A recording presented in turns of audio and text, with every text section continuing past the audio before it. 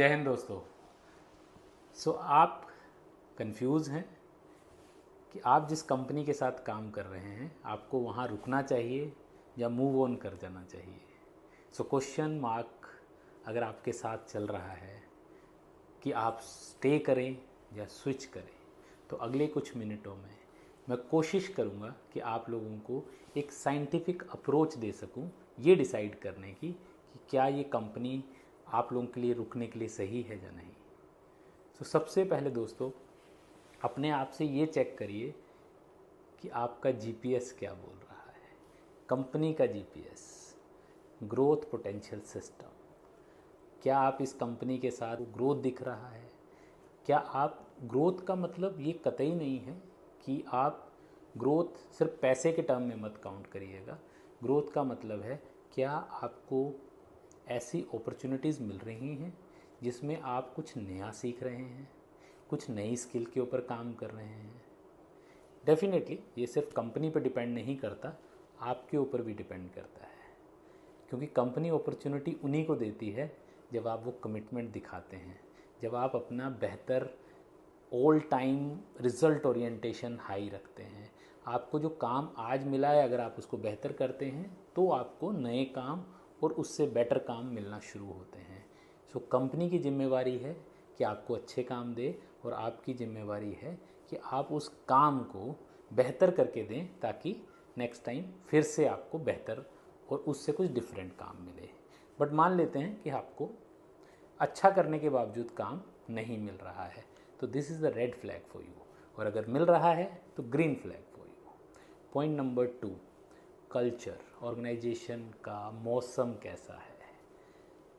आसपास नेगेटिविटी है, पॉजिटिव हैं, इन्वायरमेंट कैसा है, कल्चर कैसा है। जब आप फेल होते हैं तो आपको किस तरीके का रिस्पॉन्स मिलता है। क्या हर रोज़ चिल्लाचाहट है? मैं ये कतई नहीं कहता कि हर रोज़ अच्छा होगा, there will be tough days, there will be easy days, लेकिन अधिकतर हम कैसे काम करते हैं। मैं अक्सर ये बात बोलता हूँ कि जहाँ तो ऐसी कंपनी चुन लीजिए जहाँ पर एक दिन आप खुश होते हैं। एक दिन खुश होने का मतलब होता है we had a good package और हम बहुत खुश हैं कि आज हमको कुछ पैकेज मिला। और दूसरी अप्रोच है हम 29 डेज़ खुश होते हैं, काम बहुत अच्छा है, पैसा भले ही उतना अच्छा नहीं है। और तीसरा अप्रोच है दोनों चीज़ें अच्छी होनी चाहिए, एक बैलेंस होना चाहिए। एक लाइट चली गई है but I will keep continuing on this. दोस्तों, हमें इस पूरे प्रोसेस के दौरान तीसरा पॉइंट हमेशा ध्यान रखना है, आपके अपने लाइफ गोल्स क्या हैं और जिस गोल्स के ऊपर आप चल रहे हैं क्या वो सेम हैं, कंपनी के गोल्स के साथ मैच करते हैं।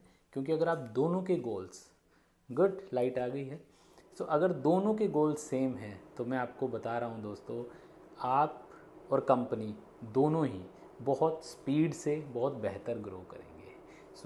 चेकलिस्ट में पॉइंट नंबर 1 है आपको अपना जीपीएस देखना है। नंबर 2, आपको ये इंश्योर करना है कि आप भी काम उतने ही कमिटमेंट और ओनरशिप के साथ कर रहे हैं। नंबर 3, क्या कंपनी में कल्चर पॉजिटिव है और उसी कल्चर को बनाए रखने की जिम्मेवारी आपकी भी है, आप भी किसी रोल पे हैं। उसी पॉजिटिव कल्चर को आप साथ में लेके चलिए ताकि वो कल्चर कभी भी ख़राब ना हो, आप भी उस कल्चर का पार्ट हैं।